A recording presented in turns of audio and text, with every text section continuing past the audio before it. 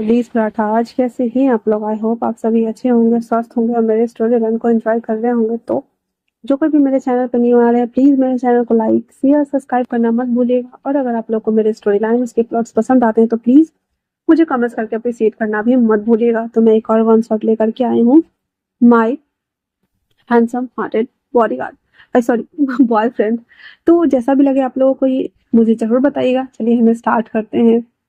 सड़क के बीचों बीच एक कार एक्सीडेंट हुई पड़ी थी और एक लड़का खेत में काम कर रहा था। यहाँ पे हमारा लाल वांगजी एक मिडिल क्लास फैमिली से बिलोंग करता है और हमारा विंग एक बहुत ही बड़ा कंपनी का ऑनर बनने वाला है। हालांकि अभी वो एज में छोटा है और वो कंपनी संभाल नहीं सकता है, पर उसके डैड ने उसे चुनौती दी है और उसी सिलसिले में वो आज बाहर आया हुआ था। बट अचानक से रास्ते में कुछ कील लगने की वजह से उसकी कार अनबैलेंस हो जाती है और वो बेहोश हो जाता है।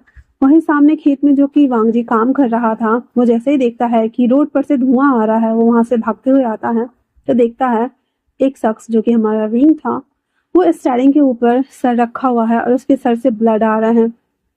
वो अभी थोड़ी दूरी पर ही था, तभी देखता है कि विंग के कार के पीछे बहुत सारे कारों का काफिला आ चुका था और वो उसमें से निकलता है। बहुत सारे लोग और विंग को वहां से निकाल के ले जा रहा होता है। वांगजी आता है और उन सबको कूट पीट के बराबर कर देता है और पूछता है, कौन हो तुम लोग और इसे कहाँ लेके जा रहे हो? उनमें से कोई कुछ भी नहीं बोल रहा था और चुपचाप से वो विंग को कहता है कि इसे हमारे हवाले कर दो, तुम्हें बीच में आने की जरूरत नहीं है। पर वांगजी उन सबको बहुत अच्छे से धुनाई करता है। धुलाई कर देने के बाद वो विंग को अपनी गोद में उठा लेता है और उसे अपने कॉटेज में लेके आ जाता है। अपने कॉटेज में वो अपने अंकल के साथ रहता था। वांगजी शहर से दूर एक आराम की जिंदगी और शांति भरी जिंदगी जीना चाहता था। उसके बड़ा भाई लैंस चेन एक टीचर थे और वो तीनों वहां पे आराम से पीसफुली रहा करते थे। वांगजी विंग को लेकर अंदर आता है। उसके सर पर जितने भी मरहम पट्टी थे उन सभी को वो लगाना स्टार्ट कर देता है और उसको ऊपर कंबल डाल देता है। तभी वो देखता है कि वही ब्लैक वेयर किए हुए कपड़े में बहुत सारे लोग ना पूरे गांव में घूम रहे हैं। वांगजी अपने घर का दरवाजा बंद कर देता है और बाहर आके खड़ा हो जाता है ताकि अगर कोई यहाँ आए तो उसे वहां जाने न दे। उसके बाद वो फिर छुप जाता है।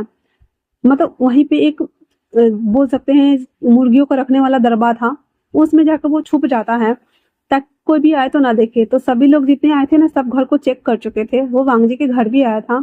वांगजी के घर पे ताला लगा हुआ था और विंग को इस तरह से वांगजी ने टक किया था ताकि उसको सांस भी मिलते रहे और उसके ऊपर बहुत सारा रजाई तोशक तकिया सब डाल दिया हुआ था और वांगजी तो खुद छुप गया हुआ था। फिर वो लोग जब देखता है कि वहां कुछ भी नहीं है तो वो लोग वहां से चले जाते हैं। उसके बाद उन लोगों के सभी के जाने के बाद वांगजी अंदर आता है और विंग को देखता है जो कि पीसफुली सो रहा होता है। हालांकि वांगजी का घर उतना अच्छा नहीं था, लेकिन फिर भी वो अभी उसको वहीं पे रख सकता था, उसे अपने घर नहीं ले जा सकता था जहाँ पे वो अंकल और गगो के साथ में रहता है, क्योंकि वो क्या ले जाके बोले कि इसको मैं सड़क से उठा के लाया हूँ। नहीं, इसलिए उसने जहाँ पे जानवरों सबको रखा जाता था तो वहाँ पे एक रूम रहता था, तो विंग को वहां रखा हुआ था। वांगजी घर आ जाता है और खाना बनाना स्टार्ट कर देता है। जब वो खाना बना रहा होता है तो उसका ध्यान बार बार विंग की तरफ ही जा रहा होता है। लैंस सीजन पढ़ा करके आ चुके थे तो कहते हैं वांगजी से, वांगजी क्या हुआ है तुम्हें? वांगजी कहता है, गगा कुछ भी तो नहीं, क्या होगा मुझे?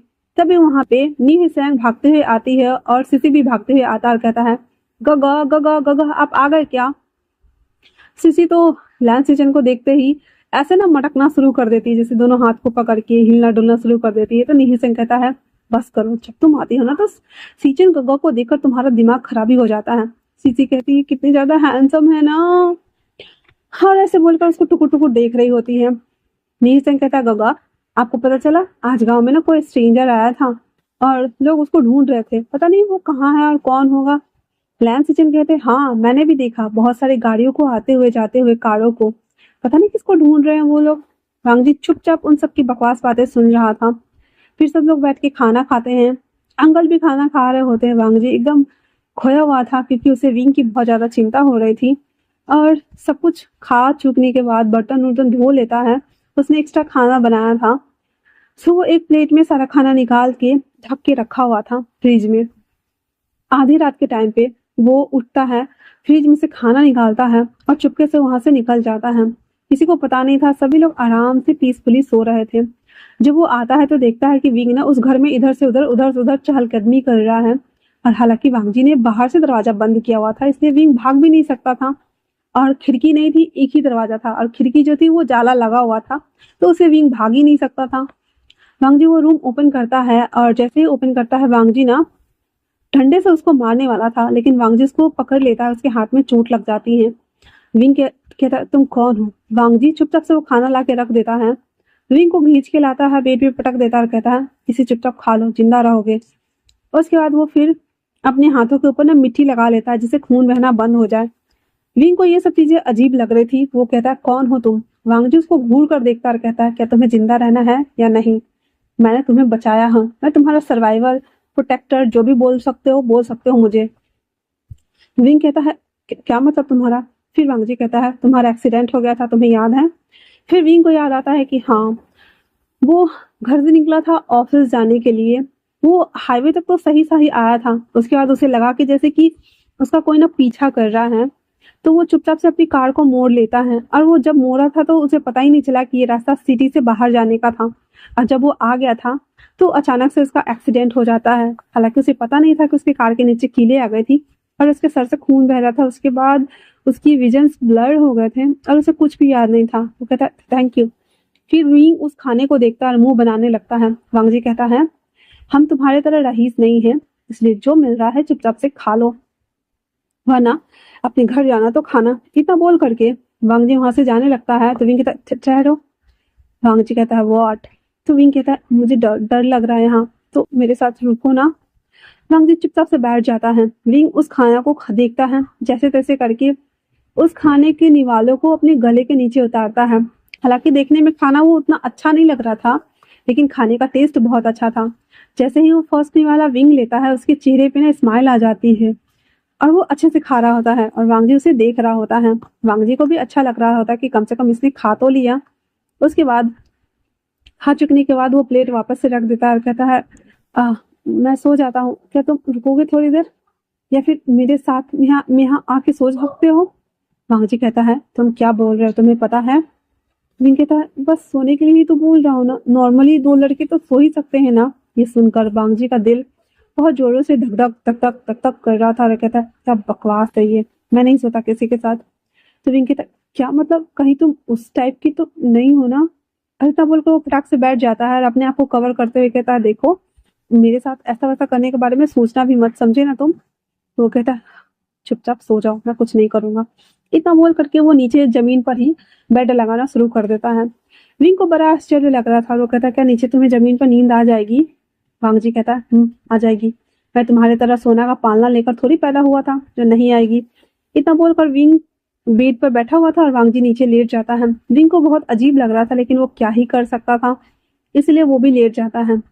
विंग बार बार ना वांगजी को देख रहा था, क्योंकि वांगजी ने ऊपर वाला जैकेट हटा दिया था और एक टी शर्ट पहना हुआ था, जो पैंट पहना हुआ था वो पहना हुआ था और लेटा हुआ था। वांगजी की बॉडी साफ साफ ना विंग को दिखाई दे रही थी। अगले दिन सुबह जब विंग की नींद खुलती है तो देखता है कि वो वांगजी के ऊपर लेटा हुआ है। और कैसे, मतलब वांगजी के दोनों टांगों के बीच में वो है और उसके ऊपर उसको पकड़ के सोया हुआ है। विंग फटाक से उठ के बैठ जाता है, कहता, मैं यहाँ क्या कर रहा हूँ? वांगजी कहता है, रात को बारिश स्टार्ट हो गई थी तो तुम्हें डर लग रहा था और तुम डर के मारे यहाँ आके लेट गए थे, लेकिन मुझे पता नहीं था कि तुम मेरा एडवांटेज लोगे। जब विंग की नजर जाती है वांगजी के उस प्राइवेट एरिया की तरफ जहाँ पे वो पूरा वेकअप होके खड़ा था, विंग कहता, आई एम सॉरी, ये सब मेरी वजह से हुआ है। इतना बोलकर वो दूसरी तरफ मुंह कर लेता है। वांगजी कहता है, बेटर नो, दूसरी टाइम से ऐसा मत करना, वरना ये सीधा तुम्हारे अंदर होगा।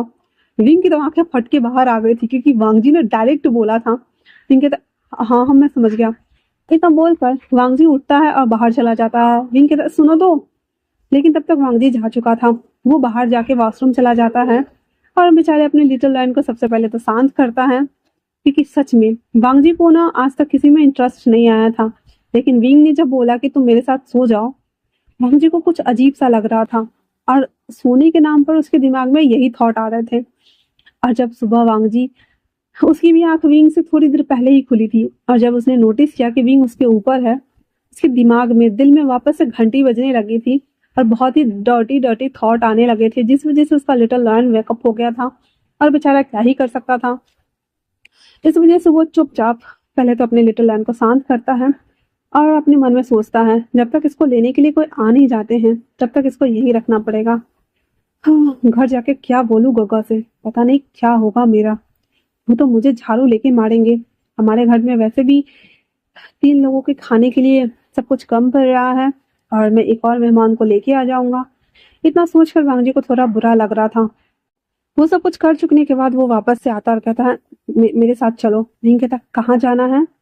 तो कहता तुम क्या वापस से आ, इसी जानवरों के घर में रहने वाले हो? विंग कहता क्या ये जानवरों का घर है? वांगजी उसके मुंह पे हाथ रख देता है और अभी इंटेंसली वांगजी और विंग आमने सामने थे। विंग की आंखें शौक के मारे बड़ी हो गई थी और वांगजी उसको देखकर उसका दिल की धड़कन एक्सीलरेटर के जैसे रन कर रहा था।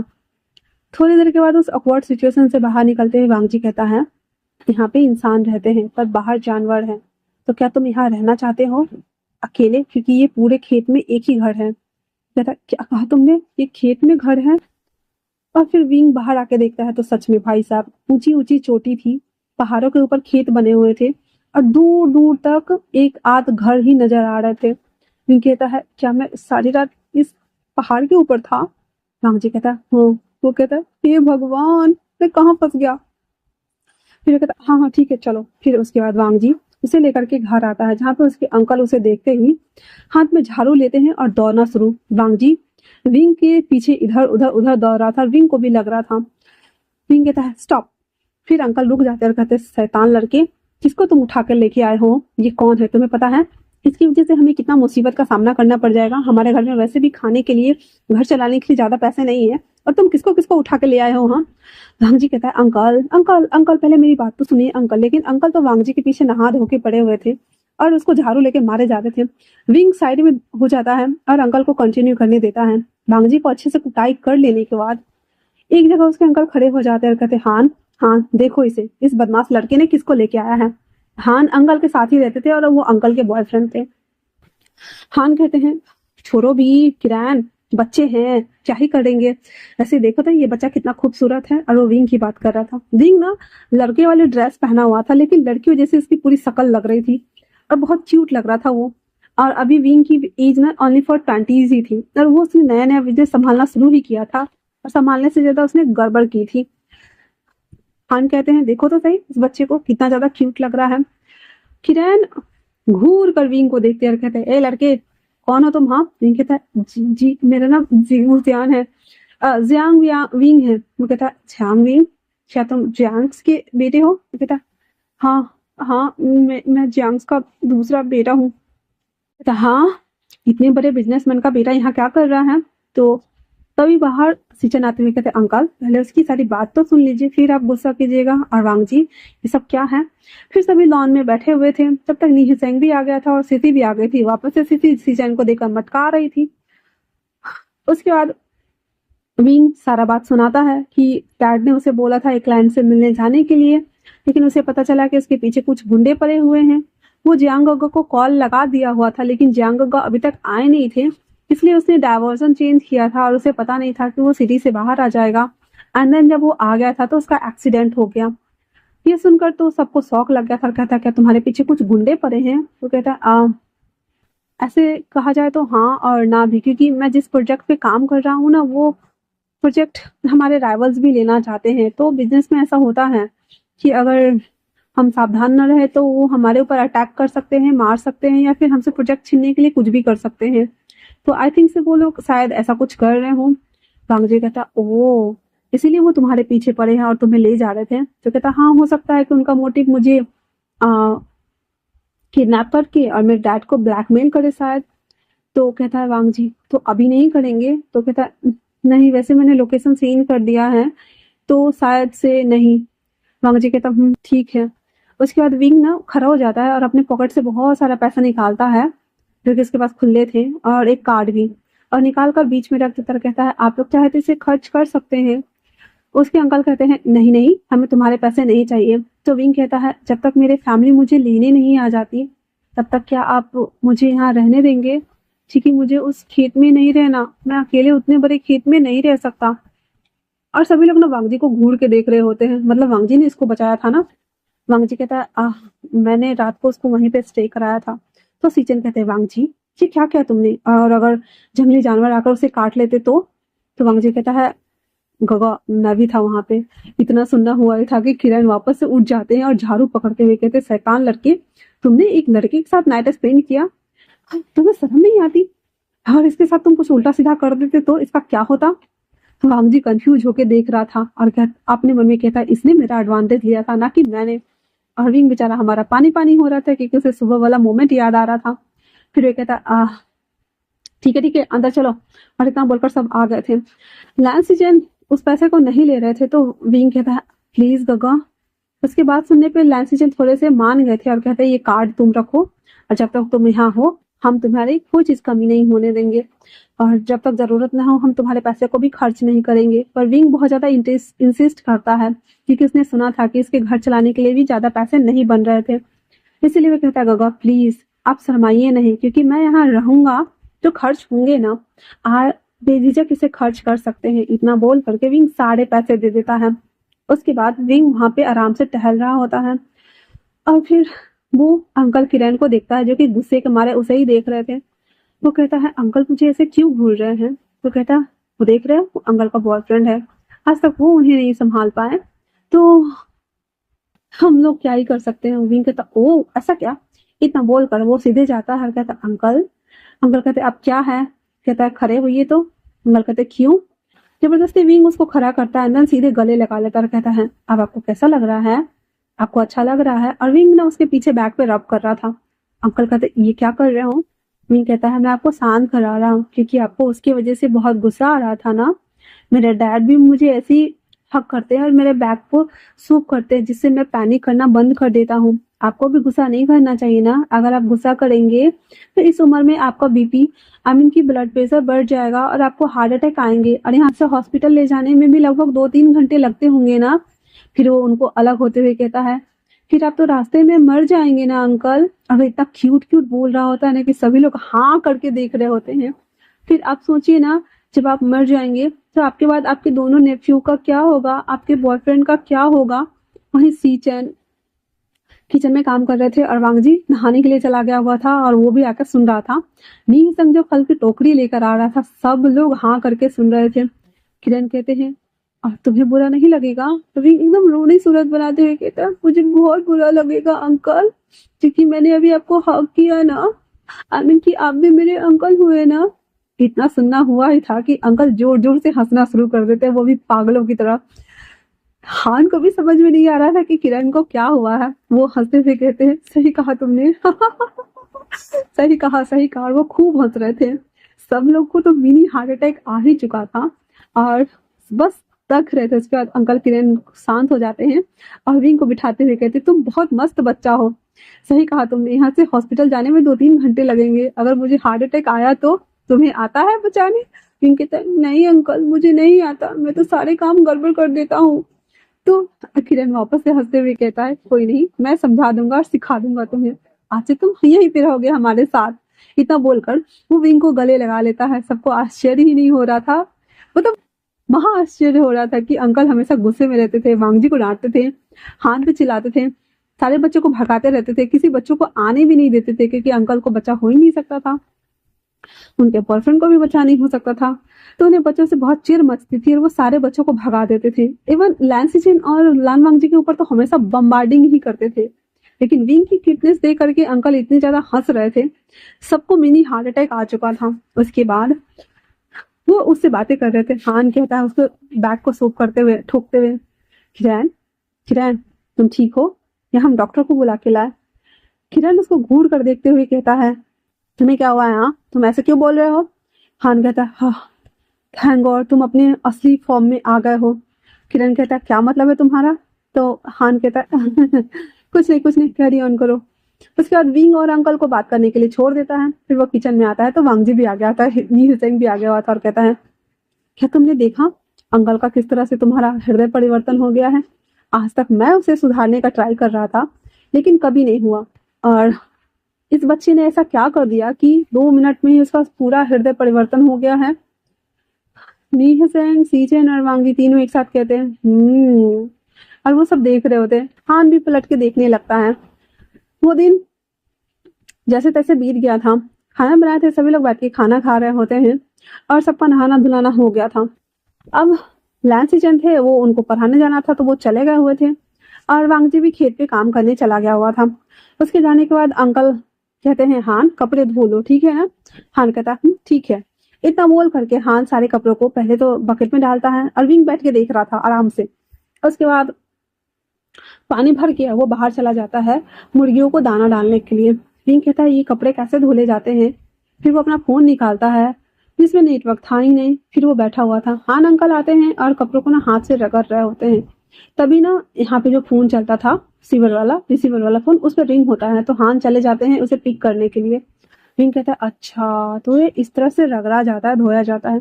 फिर विंग अपने सर के दोनों लीज को ऊपर कर लेता है, पैंट को भी मोड़ के ऊपर चढ़ा लेता है। उसके बाद वो आता है और बैठने का ट्राई कर रहा होता है, हालांकि उसे बैठा तो जा नहीं रहा था।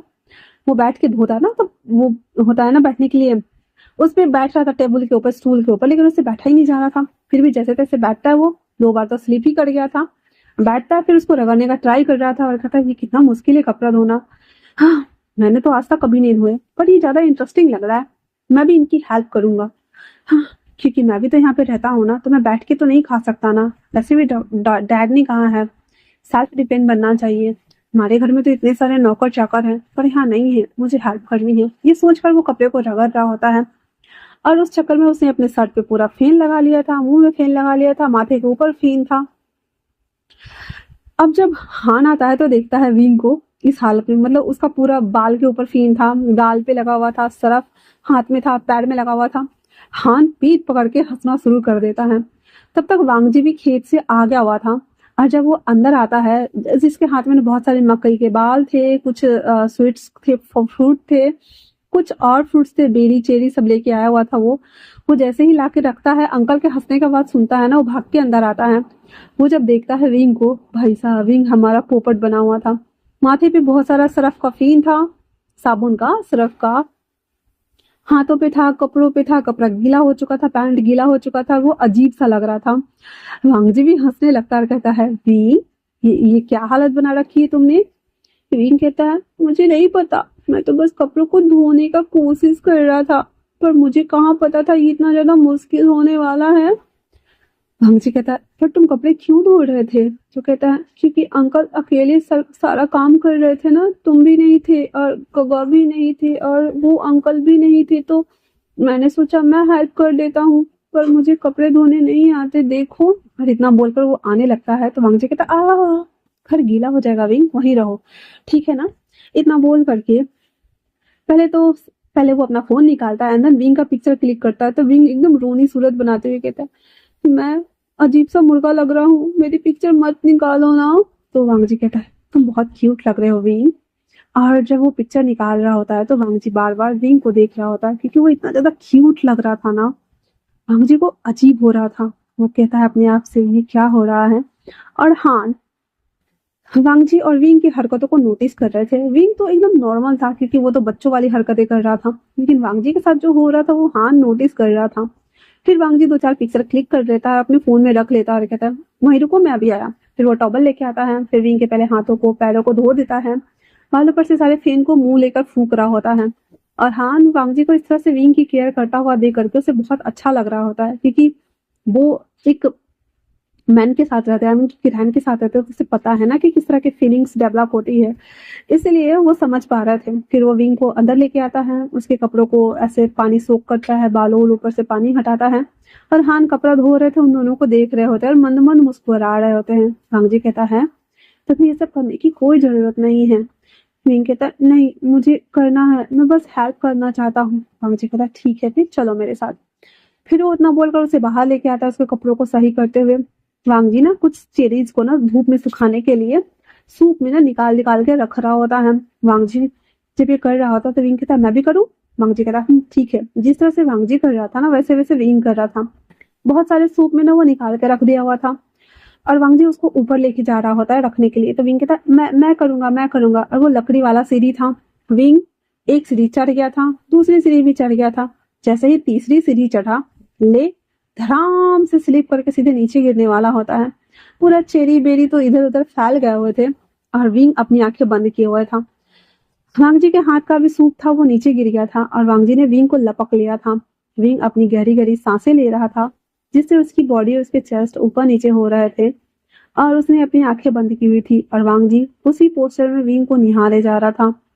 वांगजी कहता है विंग। विंग धीरे धीरे अपनी आईज ओपन करता है तो देखता है कि वो वांगजी को गोद में है। विंग कहता है मुझे बचा लिया, थैंक यू सो मच। फिर वांगजी उसे उतार देता है और कहता है देखो क्या किया है। फिर वो देखता है तो मुंह बनाते हुए कहता है ओ नो, मैंने ये क्या कर दिया। वांगजी कहता है कुछ नहीं, चलो सही सही करते हैं। इतना बोलकर सभी चीजों को वो चुनना स्टार्ट कर देता है। सभी चेरी बेरी को कलेक्ट करने के बाद वांगजी अब की बार सीढ़ी पे चढ़ता है एंड देन वहां पे उसको सुखाने के लिए डाल देता है। उसके बाद वांगजी जब ऐसा कर लेता है तो विंग बहुत हैप्पी हो जाता है और कहता है ये हमने मिलके कर लिया। वांगजी विंग की इस हरकतों को नोटिस करते हुए से बहुत अच्छा फील हो रहा था और वो कहता चलो अब अंदर चलते हैं, खाना बनाना है, अंकल काम कर रहे हैं ना। विंग कहता मैं भी करूंगा। फिर वांगजी आता है और उसे एक एप्पल दे देता है खाने के लिए। विंग उसको चबा रहा होता है और आइसलैंड पे बैठा हुआ था और वांगजी सब्जियों को चॉप कर रहा था, सभी चीजों को चॉप कर रहा था और विंग देख रहा था और वो कहता है तुम इतने अच्छे से खाना बना लेते हो पर मुझसे तो खाना भी नहीं बनता। हाँ, मैं भी ट्राई करूं। वांगजी कहता है नहीं, ट्राई मत करना, ठीक है ना, बस बैठे रहो। विंग कहता ठीक है गग्गा। तो वांगजी की जब ये सुनता है भाई साहब उसका दिमाग काम करना बंद कर चुका था। कहता क्या कहा तुमने। विंग कहता है गग्गा। विंग की वॉइस सुन करके वांगजी कहता है विंग ऐसे मत बोला। वांगजी कहता है गग्गा आपको कुछ हो रहा है क्या। वांगजी कहता है नहीं। बेचारे का गाल लाल हो गया था पर वो बोला था नहीं। उसके बाद वांगजी सभी चीजों को छौंकना स्टार्ट करता है और कहता है तुम यही रहो, मैं बाहर से अभी ना पत्ते तोड़ के आता हूँ। और वो ना सैलेड वाले पत्ते थे जिसको ना सब्जियों के साथ या कोई भी चीज के साथ डाल करके खा सकते थे ऐसे ही। तो कहता है कि तुम बस इसको ना इस ढक्कन को हटा के चला देना और कुछ मत करना, ठीक है ना। विंग कहता है ठीक है। वांगजी उतना बोलकर बाहर चला गया था सैलेड वाले पत्ते खरीद तोड़ के लाने और उनके अंकल कपड़ा जो धुल चुके थे उसको बाहर रस्सी पे ले जाकर टांग रहे होते हैं। बेचारा विंग अंदर रूम में था। विंग ने क्या किया कि देखा कि जो नीचे कोल है ना वो खत्म हो चुका था और चारकोल को उसमें डाल देता है जिससे आंच ना ज्यादा हो गई थी और वो सब्जी ना जलने लगा था ना। तो विंग ने उस ढक्कन को मतलब कपड़ा से पकड़ना चाहिए ना, कपड़ा के जगह पे ना हाथ से पकड़ के ढक्कन हटाता और चीखता है और फिर उसके बाद उसको चलाता है जैसे तैसे करके, वो भी दोनों हाथों से। एक हाथ से कौन भाई साहब चलाता है तो देखता है कि सब्जी जल गई है। वो खांसते खांसते बाहर भागता है तो वांगजी आ गया था, अंकल भी आ गए थे। विंग रोते रोते कहता है अरे गग्गा मेरे हाथ जल गए, मेरे हाथ जल गए। और वो खांस रहा होता है, बोल भी रहा होता है। वांगजी तो सबसे पहले विंग को देखता है और उसे छोड़ के जाने वाला आता था। अंकल कहते हैं मैं देखता हूँ, इसे देखो तुम। फिर विंग को लेकर वो बाहर आता है और बाहर वाले सिटिंग एरिया पे बिठाते हुए कहता है विंग क्या किया तुमने। विंग अपने हाथ दिखाता है, बेचारे 10 की 10 उंगलियां जल गई हुई थी उसकी। तो कहता है देखो ना गग्गा मेरे हाथ जल गए, मुझे मुझे जलन हो रही है, मुझे बहुत जलन हो रही है, मुझे जलन हो रही है। और वैसे कर रहा था। मुझे कहता ठीक है मैं कुछ करता हूँ। इतना बोल करके वो ठंडा पानी लाता है और किचन में से जाकर के बर्फ लेके आता है। फिर उसमें ना उसके हाथ डाल देता है। अंकल को देखता है जो कि सब्जी सबको निकाल के फेंक रहे होते हैं और उस कढ़ाई को साफ करके दोबारा से बनाने की तैयारी कर रहे होते हैं। वांगजी कहता है आई एम सॉरी अंकल। उसके अंकल कहते हैं सॉरी किस लिए, वैसे भी वो नादान बच्चा है, उसे ये सब की कहाँ आदत होगी भला। वांगजी कहता है फिर वांगजी बाहर आता है, उसके हाथों पर ऑइंटमेंट लगा देता है। फिर उसके फेस पे जो हल्का हल्का ऑयल्स वगैरह लग गया था उसे हाथों से क्लीन करने लगता है। सीजन जो कि घर आ रहे होते हैं तो वो देखता है कि वांगजी किस तरह से विंग की केयर कर रहा है। वो रुक गया हुआ था और उसे बहुत अच्छा लग रहा होता है। वहीं दूसरी तरफ सीचन को रुका हुआ देख करके पीछे वाला शख्स कहता है आप रुक क्यों गए सर। सीचन कहते ओह मिस्टर याओ आप यहाँ। तो कहता हाँ मैं यहाँ। वैसे आप रुक क्यों गए। तो कहते मेरा भाई देखिए कितनी अच्छे से केयर कर रहा है। तो या कहता है क्या ये उसका बॉयफ्रेंड है। तो सीचन कहते नहीं नहीं ये उसका बॉयफ्रेंड नहीं है, आइए। इतना बोलकर आते ही कहता वांगजी अपने हाथ हटा लेता है और कहता आप। विंग भी चुपचाप से उन लोगों को देख रहा होता है। वो आके बैठ गए हुए थे और सीचन इंट्रो देते हुए कहते हैं हाँ ये नए टीचर हैं और यहाँ पे रहने के लिए कोई जगह नहीं है तो हम इन्हें अपने साथ ले आए हैं और ये भी यहाँ पे थोड़े बहुत इन्वेस्ट करेंगे एंड देन रह सकते हैं, तो ऊपर वाला कमरा साफ करके इनके लिए रेडी कर दो। वांगजी कहता है जी काका। और वो याओ को देखता है। याओ विंग को देख रहा होता है। याओ चला जाता है वांग जी चला जाता है कमरा साफ करने के लिए ऊपर और सीचन चले जाते हैं अंदर। और यहाँ वहां पे बैठा हुआ था। याओ विंग को अजीब नजरों से घूर रहा होता है, फिर बैठ जाता है, कहता है सर आप यहाँ क्या कर रहे हैं? विंग कहता है अपनी तरफ उंगली पॉइंट करते हुए, क्या तुम मुझे जानते हो? तो कहता है सर नहीं, मैं आपको नहीं जानता हूँ, पर मैंने आपका पोस्टर देखा है। आप तो जंक्स के नए हायर होने वाले हैं ना, फिर आपको अपनी कंपनी में होना चाहिए था। यहाँ क्या कर रहे हैं आप? विंग कहता है मेरा फोन डेड हो गया है और गगो को मैंने मैसेज किया था, पर गगो अभी तक नहीं आए हैं और मेरे पास कोई दूसरा ऑप्शन नहीं है कि मैं गगो को कॉल करूं और मुझे उनका नंबर भी याद नहीं है। मैं क्या करूं? विंग कहता है कोई ना, आप चाहे तो यहाँ रह सकते हैं सर, आपको कोई हेल्प चाहिए तो आप मुझे कहिए। विंग कहता है क्या आप मुझे जानते हैं? तो याओ कहता है नहीं कहा ना सर, मैं आपको नहीं जानता। और इतना बोलकर वो दोनों बातें करने लगते हैं। थोड़ी देर में याओ और विंग के बीच में अच्छी कन्वर्सेशन होने लगी थी, जिसे हमारा लैन सिचन और लान वांग जी दोनों देख देख के जल भुन के जल कुकरा बन रहा था। लैन सिचन कहते हैं वांग जी क्या वो दोनों एक दूसरे को जानते होंगे, क्योंकि वो लोग दोनों इतने कैजुअल टॉक कर रहे हैं? वांग जी कहता है हो भी सकता है, शायद नहीं भी, पता नहीं। और वो दोनों ना याओ के लिए रूम ठीक कर रहे थे और ऊपर से ही देख रहे होते हैं। खाना लग चुका था और वांग जी विंग को बोलता है और याओ को भी चलने के लिए। वो लोग हाथ पैर धो के आकर बैठ जाते हैं और सभी लोग खाने को प्रणाम कर खाना स्टार्ट करते हैं। विंग को ये सभी चीजें ना कल्चरल अच्छी लग रही थी और उसे बहुत मजा आ रहा था। यहाँ पे ऐसा लग रहा था जैसे कि वो वेकेशन मनाने आया है यहाँ पे, और सभी स्टाफ है और उसके सारे टेंट्रम को वो थ्रो कर रहा है एंड देन सभी बर्दाश्त भी कर रहे हैं। तो विंग को ये सभी चीजें अच्छी लग रही थी। खाना खा चुकने के बाद अब विंग की सोने की बारी थी, क्योंकि याओ के लिए ऊपर वाला कमरा सेलेक्ट कर दिया गया था और सीचन अपने कमरे में रहते थे, अंकल हान के साथ रहते थे। वांग जी अपने कमरे में रहता था, तो विंग कहाँ सोएगा? इसलिए वांग जी कहता है मैं सोफे पे सो जाता हूँ, तुम मेरे रूम में सो जाओ। फिर बेचारा वांग जी हमारा हॉल में सोया हुआ था, पर विंग को कहाँ नींद आ रही थी। उस घर को देखकर विंग को नींद ही नहीं आ रही थी, क्योंकि विंग महलों में पला बढ़ा राजसी ठाट बाट के साथ रहने वाला बच्चा था और वांग जी का घर एक नॉर्मल सा घर था, वो भी लकड़ियों का बना हुआ, वो भी ओल्ड टाइम का। जिस वजह से हमारे विंग को नींद कहाँ आने वाली थी, इसीलिए वो उठ के बाहर आता है और जहाँ वांग जी सोया हुआ था उसके हाथों को चौला करते हुए उसके हाथ पे सर रखता है। अंदर उसी सोफे पे वो एडजस्ट होने का ट्राई करता है, जिससे वांग जी की नींद खुल जाती है। तो वो हंसते हुए कहता है मुझे ना अंदर नींद नहीं आ रही है, अरे गग्गा मैं आपके पास सो जाऊं? वांग जी कहता है यहाँ कैसे होगा? तो विंग कहता है फिर आप चलो मेरे साथ। इतना बोलकर उसके हाथ को पकड़ के खींच देता है और उसको खींच के ले जा रहा होता है। वांग जी कहता है ये क्या कर रहे हो विंग? विंग कहता है मैंने कहा मेरे साथ सोने चलिए, मुझे यहाँ नींद नहीं आ रही है, प्लीज चलिए ना चलिए ना चलिए ना। इतना बोल देता है, वांग जी भी चुपचाप से उसके पीछे चल देता है। पता नहीं क्यों वांग जी विंग की हर बात को सुन रहा था। उसके बाद वो वहां आता है, वांग जी लेट जाता है और विंग उसके हाथों को फिर से चौला करता है, अंदर उसके ऊपर अपना सर रख देता है। एक टांग वांग जी के दोनों टांग के ऊपर रखता है, उसके टमी को पकड़ता है और आंखें बंद कर लेता है। उसके चेहरे पे स्माइल थी जो कि वांग जी साफ साफ देख पा रहा था और वांग जी इस बात को डिनाई नहीं कर सकता था कि उसे वो विंग अच्छा लगने लगा था। विंग की सारी हरकतें एकदम लड़की और फेमिनाइन जैसी थी, जिस वजह से विंग को देखते ही वांग जी ना चाहते हुए भी अट्रैक्ट फील कर पा रहा था। वांग जी कब देखते देखते उसके साथ सो गया उसे पता ही नहीं चला। अगले दिन सुबह सबसे पहले वो उठ जाता है, क्योंकि वो नहीं चाह रहा था कि घर में किसी को पता चले कि वो विंग के साथ सो रहा है। वो उठ करके बाहर आ जाता है और फिर वो बाहर की तरफ चला जाता है कुछ फ्रूट और वेजिटेबल्स तोड़ के लाने के लिए, खाना बनाने के लिए। वो जब तक आता है तब तक घर के सारे लोग उठ गए थे और अंकल सीचन गंगा खाना बना रहे थे। याओ जब उठा था तो वो वॉशरूम करने के लिए जब नीचे आता है तो देखता है, मतलब उसने एक बनियान पहना हुआ था, नीचे हाफ पैंट पहना हुआ था, जिसे देखकर सीचन के हाथ से वो प्लेट छूटी जाती है और वो हाँ करके देख रहा होता है, जिसे देखकर याओ स्माइल करता है एंड देन कहते हैं सर क्या आप मुझे देख रहे हैं? और इतना बोलकर वो सीचन के हैंड को अपने ऊपर चलाने लगता है, जिसे देखकर सीचन हमारे पीछे हो गए थे और कहते आप जाके नहा लीजिए मिस्टर याओ। इतना बोलकर बेचारा उनके भी कान लाल हो गए थे और वो दूसरी तरफ मुड़ गए हुए थे। याओ को बहुत हंसी आ रही थी इस पे और वो बाहर चले गए थे। हमारा हान जो कि सब कुछ नोटिस कर रहा था, वो वापस से अपने कमरे में आते हुए किरण के पास बैठ जाता और कहता है तुम्हें नहीं लगता कि हम दोनों के बीच में रोमांस खत्म हो गया है, बच्चों घर खेत सब संभालते संभालते? किरण उसकी इस शिकायत भरी बातों को सुनते हुए पूछता है क्या हुआ है हान, अचानक से 40 साल बाद तुम्हें रोमांस क्यों सूझ रहा है? हान कहता है बहुत टाइम हो गया है ना हम दोनों ने रोमांस नहीं किया। हमारे ऊपर अचानक से इतनी सारी जिम्मेदारियां कैसे आ गई हान।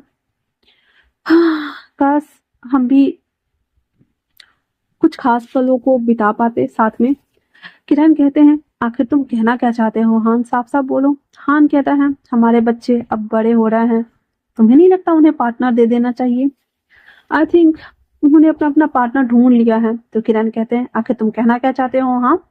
तो कहता है, कुछ नहीं, वक्त आने पे तुम्हें बता दूंगा, वरना तुम तो लावे की तरह फूटोगे, वो भी बिना ढक्कन लगाए। हाँ, इतना बोलकर वो किरण को माथे पे टन से मारता कहता, सो जाओ, जब हो जाएगा तो मैं आ जाऊंगा उठाने के लिए। इतना बोलकर हान वहां से निकल जाते हैं और वो भी बाहर चले आते हैं। इन दो बच्चों को मूवमेंट को बिगाड़ने से अच्छा है कि वो निकल ले। वहीं विंग जब सो के उठता है, अपनी आंखें मलते हुए आता है और सीधे याव से टकराता है। क्या उसे होल्ड कर देता है। हमारा लैंस किचन जल कुकरा बन रहा था, भुना हुआ भुट्टा। याव कहता है, क्या हुआ है सर आपको? विंग कहता है, मुझे कॉफी चाहिए, और वो नींद में बोल रहा था। सीजन कहते हैं, हाँ, यहाँ कॉफी नहीं मिलती है, यहाँ चाय मिलती है। विंग कहता, सॉरी, मैं भूल गया था, मुझे चाय चाहिए। सीजन कहते हैं, ठीक है। फिर वो एक पतीले में चाय चढ़ाता है और सबके लिए चाय बनाता है। तब तक वांगजी, अंकल अंकल किरण सब आ गए थे।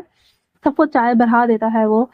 फिर वो नाश्ता बनाने लगता है। वो नाश्ता बनाते हुए विंग को, याओ को, अंकल को, वांगजी को, सबको देख रहा था। वांगजी जो कि वो जो कल मकई लाया था ना, उसको छुड़ा रहा होता है वो।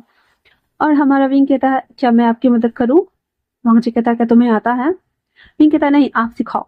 फिर वांगजी उसे सिखाता है। ऐसे ऐसे इसके कवर हटाते हैं, ऐसे ऐसे निकालते हैं, ऐसे ऐसे छुड़ाते हैं। विंग एक्साइटेड होकर वो सभी चीजें कर रहा होता है। और याओ आते हुए सीचन से कहता है, और मैं आपकी क्या मदद कर दूं सर? सीचन तो उसको अपने पास देखकर ही डर गए थे और कहते, कुछ भी नहीं, मैं कर लूंगा, आप जाके वहां बैठिए। याओ कहते, बताइए ना, मैं खाना लगा देता हूँ। इतना बोलकर जो सीचन ने बनाया हुआ था, वो जो याओ था वो उठा उठा कर लाने लगता है। इन दोनों को काम करता हुआ देखकर किरण हान की तरफ देखते हैं और कहते, ओ, तुम्हारे कहने का मतलब ये था। हान मुस्कुराते हुए कहते हैं, तुम्हें नहीं लगता सच में हमारे बच्चे बहुत बड़े हो गए हैं? इतना बोलकर फिर सभी लोग वो खाना खाना स्टार्ट कर देते हैं। उसके बाद वांगजी और विंग के पास कोई काम था नहीं। या और सिचन चले गए हुए थे स्कूल पढ़ाने के लिए बच्चों लोगों को। हान भी खेत पे चले गए हुए थे और अंकल किरण आराम फरमा रहे थे। विंग बोर हो रहा था तो कहता है, क्या यहाँ घूमने के लिए कोई जगह नहीं है? हम क्या घूमने नहीं जा सकते? वांगजी कहता, तुम्हें घूमना है? विंग कहता, हाँ, मैं बस घूमने जाना चाहता हूँ और प्रॉमिस मैं ज्यादा खर्चे नहीं करवाऊंगा।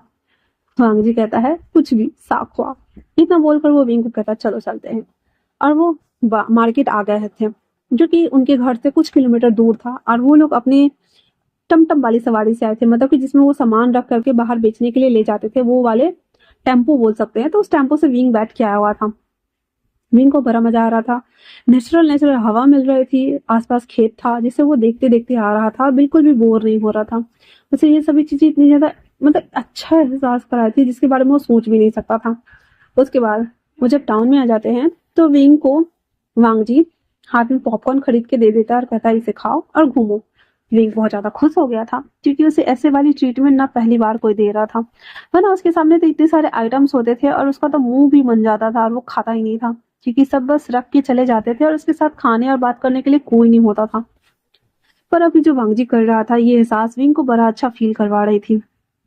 उसके बाद विंग खाते खाते जब जा रहा होता है तो देखता है ब्लैक सूट में। वो कहता है, और गगा, वो देखिए। वांगजी जब देखता है कि ब्लैक सूट में मार्केट में बहुत सारे लोग हैं और वो लोग पूछताछ कर रहे हैं, वो समझ गया था कि हो ना हो वो विंग को ही पकड़ने के लिए आए होंगे। इसलिए वो देखता है कि एक पुआर था, जैसे होते हैं ना धान वान वाला पुआर, सिट्टी, वहां था। वांगजी ना उसके हाथ से वो पॉपकॉर्न लेता है, दीवार के ऊपर रख देता है और सीधे विंग को धक्का दे देता है। फिर अपने जैकेट को खोलता है और अपने और विंग के सर के ऊपर रख लेता है। विंग कहता, ये आप क्या कर रहे हैं यार गगा? वांगजी कहता, चुप रहो, मैं कुछ भी नहीं कर रहा हूँ। वांगजी बाहर से सब कुछ देख रहा था लेकिन विंग ना उसके नीचे था, मतलब इस पोजीशन में था कि विंग ना वांगजी के एडम एप्पल के पास था, एंड देन वांगजी का हेड ऊपर था। अब विंग ना वांगजी के एडम एप्पल जो कि नीचे ऊपर हो रहा था, वो उसे नोटिस कर रहा था एंड देख रहा था। उसके ऊपर पूरा नहीं था, बस लग रहा था कि उसके ऊपर है, ऐसे पोस्टर में था वो। विंग को तो मन कर रहा था कि उसके एडम एप्पल को वो बाइट कर रहे, क्योंकि वो जिस तरह से हो रहा था ना, विंग का दिमाग घूम रहा था। वहीं दूसरी तरफ जब वांगजी देखता है कि वो सारे लोग ना वहीं पे आके खड़े हैं और कह रहे हैं, देखो देखो आजकल के बच्चे को कहीं पे भी शुरू हो जाते हैं, इन लोगों को तो शर्म नाम की चीज ही नहीं है। और इतना बोलकर वो सारे ना लोग वहां से निकल जाते हैं। उन सभी लोगों को वहां से थोड़ी दूर जाने के बाद वांग जी उसके ऊपर से उठ जाता है। विंग की तब तक हालत खराब हो चुकी थी और वो सन्न हो चुका था। वांग जी कहता है विंग, विंग, पर विंग कोई भी जवाब नहीं दे रहा था। वांग जी देखता है कि विंग के गाल लाल हो गए हैं, कान लाल हो गए हैं और उसका चेहरा नम पड़ गया है। फिर उसकी पूरी बॉडी को स्किन करता है तो वांग जी समझ गया था कि विंग अराउज फील कर रहा है। फिर वो कहता है विंग, क्या हुआ है तुम्हें? विंग कहता है आई थिंक हमें घर चलना चाहिए वांग जी, मुझे कुछ ठीक नहीं लग रहा है। उसके बाद वांग जी विंग को लेकर घर आ गया था। विंग के दिमाग में अभी भी वांग जी का वो एडम एप्पल ही घूम रहा था और बेचारा विंग हमारा कमरे में चला गया था। वो टॉस एंड टॉस कर रहा था और वांग जी समझ पा रहा था विंग की हालत, पर वो क्या ही कर सकता था। उसके लिए वो ठंडा जूस बनाता है और विंग के पास लेके आता है और कहता है विंग, ये पी लो, तुम्हें अच्छा लगेगा शायद। विंग कहता है क्या सच में? वांग जी कहता सच में, ट्रस्ट मी विंग। विंग कह देता है ठीक है। उसके बाद वो पी लेता है। उसे थोड़ा सा ठंडक मिल रहा था पर उसका कुछ नहीं हो रहा था। वांग जी वहां से चला आता है। रात के टाइम में सभी लोग बॉन फायर जलाए हुए थे और सभी लोग बैठे हुए थे। सिचन और वांग जी ने मिलकर पूरा खाना कंप्लीट कर लिया हुआ था और सबके लिए खाना वो बाहर ला रहे होते हैं। तो विंग और याओ दोनों जाते हैं और वो भी मदद करते हैं। नी हिसेंग और स्थिति भी आ गई हुई थी। वो दोनों जब आते हैं ज्वाइन करते हैं तो देखते हैं कि नया मेंबर आया हुआ है। तो वो पूछते हैं कि वो कौन है। तो अंकल बताते हैं कि याओ सीजन के साथ स्कूल में पढ़ाता है और वो यहाँ पे रहता है और रूम रेंट भी देता है, खर्चे के लिए पैसे भी देता है, सब कुछ। सीसी का तो पूरा मुंह ही बन गया था क्योंकि वो लैंसिजन को एडमायर करती थी, लेकिन अपने राइवल्स को देखकर कौन खुश होता है भला। वो कहती हाँ सच में। ये सेंट कहता अब अच्छा हुआ तुम्हारा, बहुत ज्यादा तुम उड़ते रहते हो ना। हाँ, चलो तुम्हें भी टक्कर देने के लिए कोई तो मिला। ये सुनकर ही सीसी का तो पूरा मुंह ही बन गया था। सभी लोग वहां पे बैठे हुए थे बॉन फायर के आसपास और सभी लोग मस्ती कर रहे थे, बातें कर रहे थे। स्कूल में क्या क्या हुआ वो सिचन और याओ बता रहे थे और हमारा विंग तो अभी भी वही शर्मा रहा होता है। शर्मा शर्मा के बेचारा लाल टमाटर बना हुआ था क्योंकि उसे बार बार वो सीन याद आ रहा था। आई मीन की वांगजी का एडम एप्पल उसे सो हो रहा था और वो बस वही याद कर रहा था और उसके कान लाल हो रहे थे। वांगजी नोटिस कर रहा था कि विंग के दिमाग में कुछ तो खुरापात चल रहा है। खा पी के सभी लोगों का हो चुका था तो लैंस सिचन और याओ भी सोने चले गए थे। अंकल हान और अंकल किरैन भी सोने के लिए चले गए हुए थे। सीसी जो कि जली भुनी हुई थी, अपने राइवल्स को देखकर हैप्पी नहीं थी, वो भी अपने घर बहुत जल्दी ही चली गई थी। निहिसंग भी चला गया हुआ था। अब उस बॉन फायर के पास ओनली फॉर विंग और वांगजी बैठे हुए थे। विंग आसमान में देखते हुए कहता है वांगजी से, कितना खूबसूरत है ना वांगजी। वांगजी कहता है बहुत ज्यादा खूबसूरत है। फिर वो वांगजी टॉपिक चेंज करते हुए कहता है तुमने मुझे अर्गवा क्यों बुलाया? विंग कहता है पता नहीं, मुझे बुलाने का मन किया क्योंकि तुम हैंडसम हंक जो हो। वांगजी कहता है क्या? वांगजी कि ऐसे अचानक से बोलने से विंग शर्मा गया था और कहता है मैंने कहा तुम हैंडसम हंक हो, मतलब कि तुम्हारी बॉडी देखो, एकदम हस्ट पोस्ट लंबा चौड़ा, मतलब तुम्हें लगता नहीं है कि तुम एक मॉडल होते तो बहुत ज्यादा खूबसूरत होते? विंग की बात सुनकर के वांगजी कहता है ओह, और तुम्हें क्यों लगता है कि मुझे मॉडल होना चाहिए था? तो वांगजी की बात सुनकर विंग कहता है पता नहीं क्यों पर मेरे मन में था तो मैंने बोल दिया, मुझे नहीं पता। उसके बाद वो वापस से ऊपर देखने लगता है। विंग अपने पॉकेट में से एक रिंग निकालता है और कहता है तुम्हें पता है विंग, ये मेरी मॉम की आखिरी निशानी है। एक्चुअली में मेरे डैड की भी थी पर डैड का गगा के पास है और ये मेरी मॉम की आखिरी निशानी है मेरे पास। तो क्या मैं इसे तुम्हें पहना दूं? विंग कहता है क्या आप मुझे प्रपोज कर रहे हो? वांगजी तो भाई साहब सक पका गया था। हाँ वो प्रपोज ही तो कर रहा था पर उसकी हिम्मत नहीं हो रही थी बोलने की। तो विंग कहता मेरे हाथ अच्छे है ना, पर क्या ये रिंग मेरे हाथों पे अच्छे लगेंगे? शायद से ऐसे कर रहा होता है। वांगजी बिना कुछ बोले सीधे विंग के हाथों को नीचे करता है और उसके हाथों में रिंग डाल देता है। विंग मुंह हाँ करके वांगजी को देख रहा होता है और कहता है हड़गगा, ये क्या किया आपने? उसकी बात सुनकर वांगजी उसकी तरफ बढ़ रहा होता है तो विंग कहता मुझे ठंड लग रही है, आई थिंक हमें अंदर चलना चाहिए। बेचारे वांगजी का पोपट हो गया था। वांगजी अपनी आंखों को बंद करता है और अपने हाथों को बंद कर लेता है क्योंकि वो किस करना चाहता था, लेकिन विंग ने बीच में ही पानी डाल दिया था। उसके बाद विंग उठ के जाने लगता है तो वांगजी कहता है तुम कहाँ सोने वाले हो विंग? विंग कहता ऑब्वियसली आपके साथ आपके रूम में, और कहाँ? इसकी बात सुनकर वांगजी वापस से कहता है यस। अब वो जब ऐसा कर रहा होता है तो विंग पीछे पलट के देखकर कहता क्या हुआ आपको और गग्गा? वांगजी अपने फेशियल एक्सप्रेशन को चेंज करते हुए कहता कुछ नहीं, मैं बॉन फायर बंद करके आता, तुम जाओ। विंग उसके बाद चला आया था रूम में। वांग जी सभी चीजों को समेटता है, घर में रखता है, सभी आग जो जलाया था सबको बंद करता है, सब कुछ बुझा उजा करके घर के मेन एंट्रेंस को बंद करके, घर के डोर को बंद करके, सब कुछ अच्छे से चेक कर लेने के बाद विंग के पास आता है। विंग जो कि टॉस एंड टॉन कर रहा था। वांग जी आते हुए कहता है, क्या हुआ है तुम्हें? विंग कहता है, कुछ भी नहीं, मुझे नींद नहीं आ रही, आप आओ ना। इतना बोल करके वो वांग जी को अपनी तरफ बुलाता है, वो भी इशारा करके। ऐसे लग रहा था मानो जैसे कि बेड पे ना बहुत, ये वांग जी इमेजिन कर रहा है विंग ना अपने सेक्सी ड्रेस में बैठा हुआ है, मतलब लेटा हुआ है, एंड देन वो बुला रहा है, वांग जी कम हियर। और वांग जी बोल रहा है, हाँ I am here baby, I am here too. और इतना बोलकर उसकी तरफ बढ़ रहा होता है और वो धीरे धीरे आ रहा होता है। तो विंग जिससे इरिटेट हो रहा था वो कहता, आर गग्गा मुझे नींद आ रही है। बेचारे का डे ड्रीमिंग टूट जाता है, जो कि नाइट का टाइम था। एंड देन कहता, हाँ हाँ मैं आया कपड़े बदल के। इतना बोलकर वो फटक से वॉशरूम में जाता है, कपड़े चेंज करता है, कपड़े चेंज करके आता है तो विंग ना लेटा हुआ था। वांग जी आता है, फिर विंग उसके हाथों को चौला करता है, उसके ऊपर से सर रखता है, उसके टांगों के ऊपर पैर रखता है, एंड देन पकड़ के सो जाता है। वांग जी कहता है, बिना ये जाने कि हम दोनों के बीच में कोई भी रिश्ता नहीं है तुम इतना हक जता रहे हो, फिर क्यों विंग?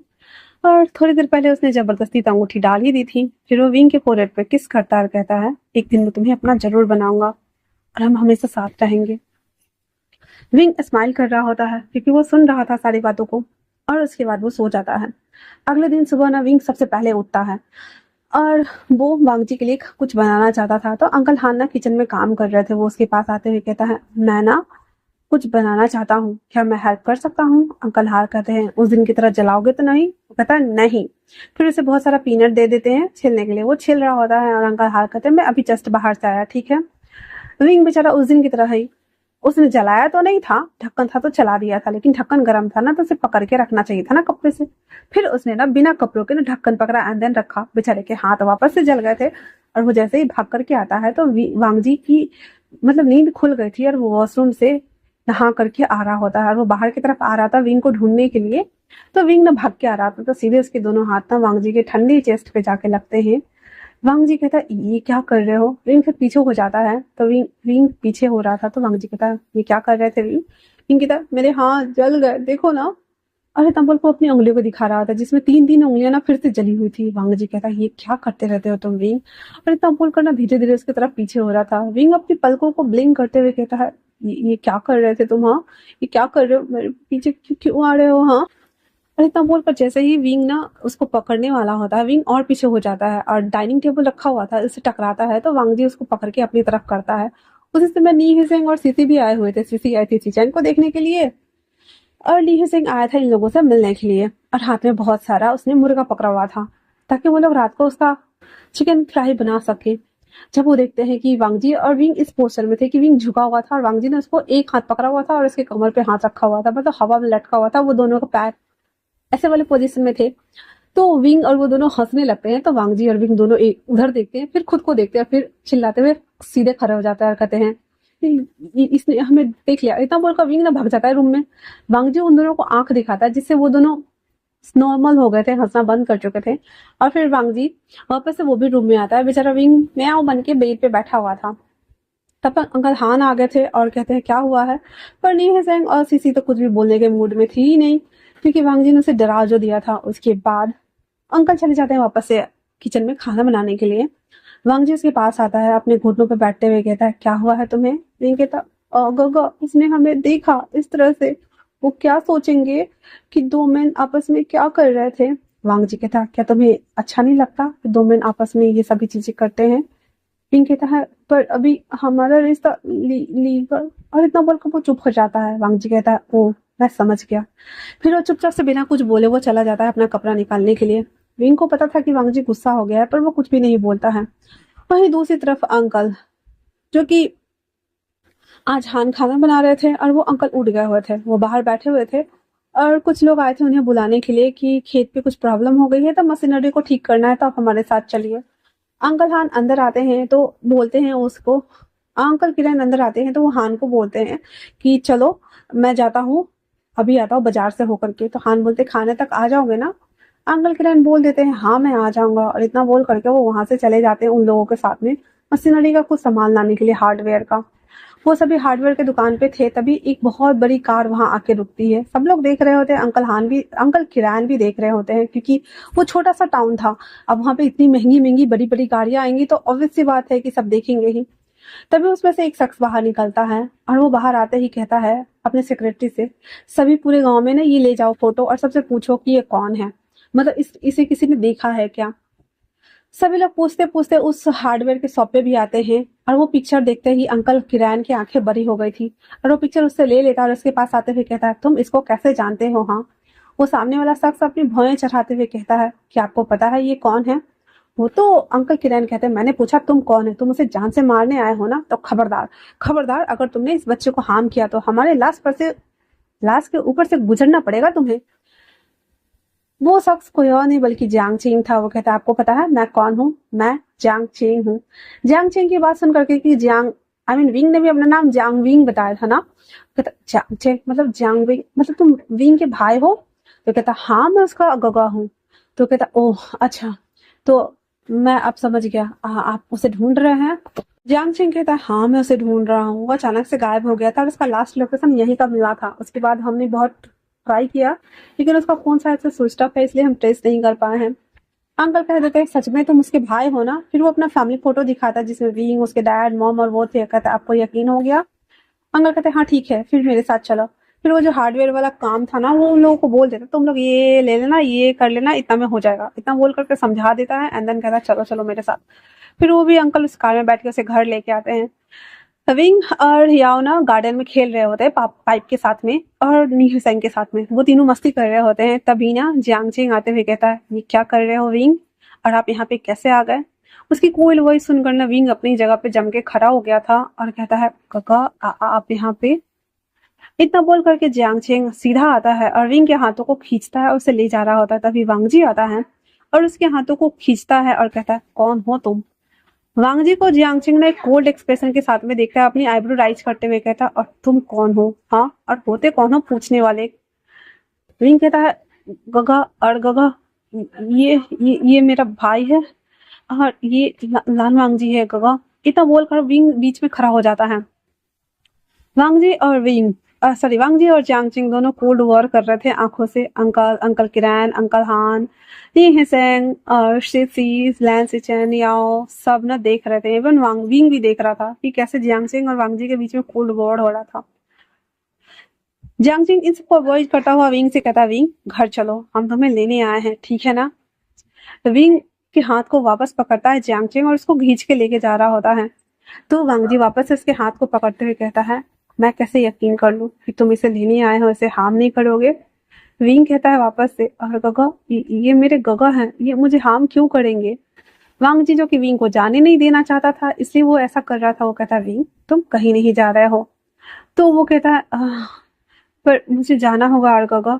और इतना बोल करके जियांग चेंग विंग को लेके वहां से चला जाता है और बेचारा हमारा वांग जी चुपचाप उसे देखते रह जाता है।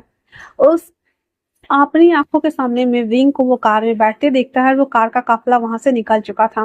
वांग जी बस जाते हुए देख रहा था और अपने घुटनों पे बैठ गया हुआ था और कहता है, विंग कल ही तो मैंने तुम्हें प्रपोज किया था ना, और आज तो मुझे छोड़ के चले भी गए। क्या तुम्हें नहीं लगता कि तुम्हें मेरे पास वापस लौट आना चाहिए था? इतना बोल करके वो उसको देख रहा होता है ओनली फॉर जाते हुए, तब तक जब तक, क्योंकि वो पहाड़ी रास्ता था ना, ऊपर नीचे ऊपर नीचे ऊपर नीचे करके लगभग 20 मिनट तक वो उसे उसी हालत में था और सभी लोग देख रहे थे उस कार को जाते हुए तब तक कि वो कार उछल न हो गई थी। लैंस जनियाओ उसके पास आते हुए कहते हैं, वांग जी क्या तुम ठीक हो? वांग जी कन्फेस करते हुए कहता है, गगा no, I am not okay.